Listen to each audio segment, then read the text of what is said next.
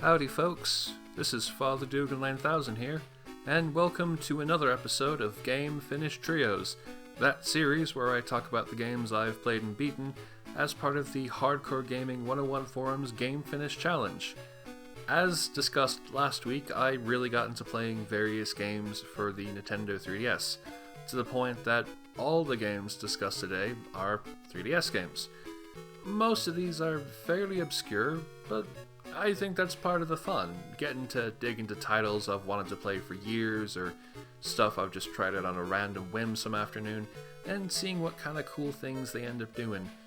Heck, maybe you'll see a game or two on here that'll strike your fancy, and hopefully you'll check those out too. Either way, today's games were logged from the 7th to the 10th of April, 2022.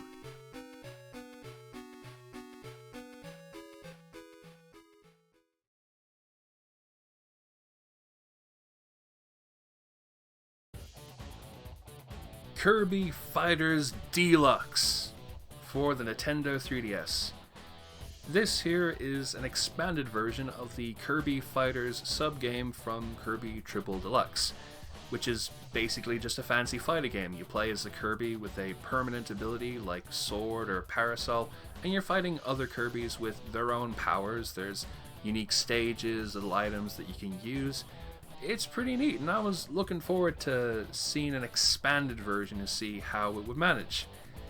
To my surprise and disappointment, there actually isn't a whole lot new to it. You have the same characters, the same 10 folks from that original subgame, most of the stages carry over, and that's about it.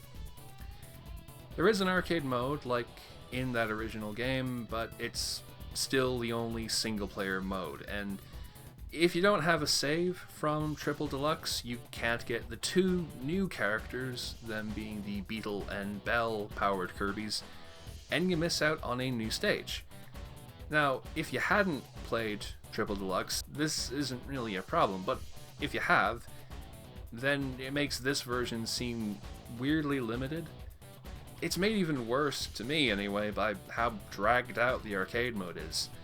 The hazard-filled levels, for example, they have a smaller bunch of enemies to fight, and those make for some pretty tedious encounters, and the two mandatory fights they have to do all of the time, Krakow and Team DDD, feel really dull to go through if you're the kind of person that decides to play through the arcade mode as all, or at least as many of the characters as there are to get a feel for the game, and, you know, because it's the only single-player mode, that's pretty much all I was doing.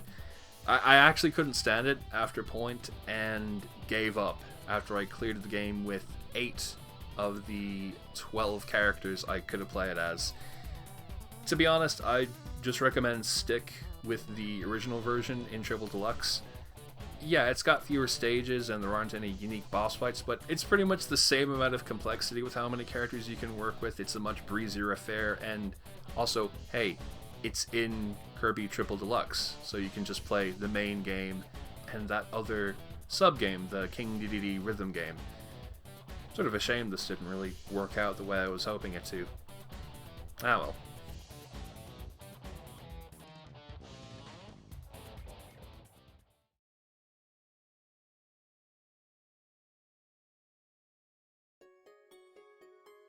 Bye bye BoxBoy for the Nintendo 3DS. This is the third and final BoxBoy game to get released for the 3DS, just around the time the Nintendo Switch originally came out. Unlike its sequel, which I talked about in a previous video, Bye Bye BoxBoy goes back to basics by having you solve platforming puzzles with just one set of boxes. It's occasionally changed up by having you mind a young box that follows you around, and the odd stage that radically changes the nature of what you can create.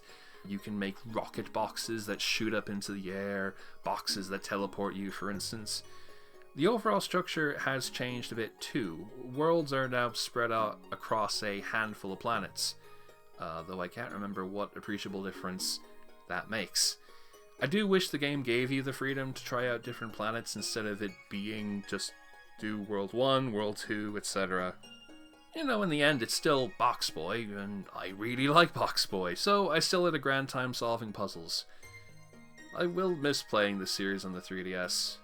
I know the Switch is like fairly cool and all, but man, the 3DS, I would probably consider it the best of all the handheld systems, and I kind of wish that just went on forever, like Countdown or other such long-running institutions.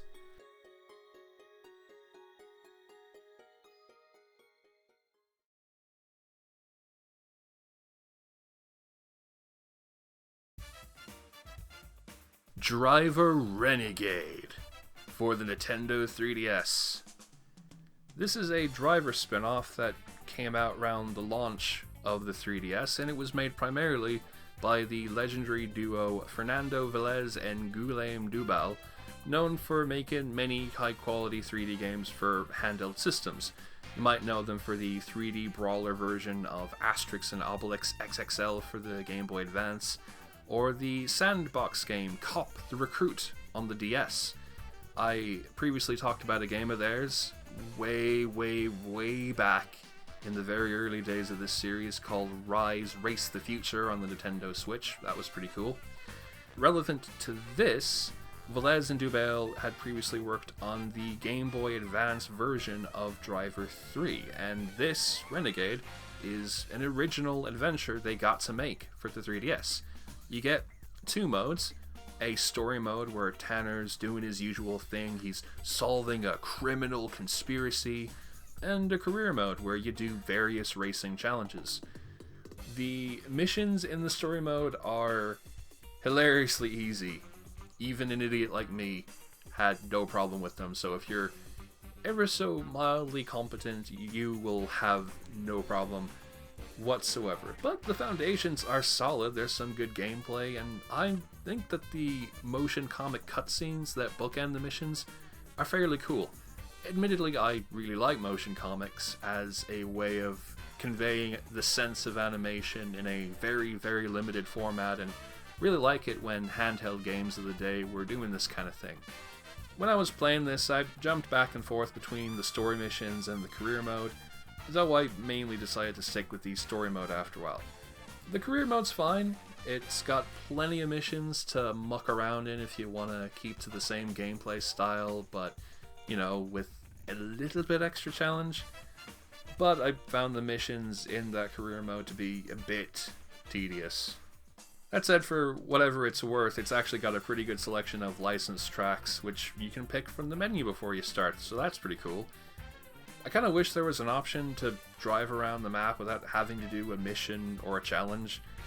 It's kind of weird, like the whole take a ride mode is such a quintessential part of Driver to me in the same way that, say, the horse mode was for the Tony Hawk's Pro Skater game, so it's legitimately strange not having that kind of mode in this game, but, you know, it is what it is. It's a pretty decent romp, and I'm glad I got to play it.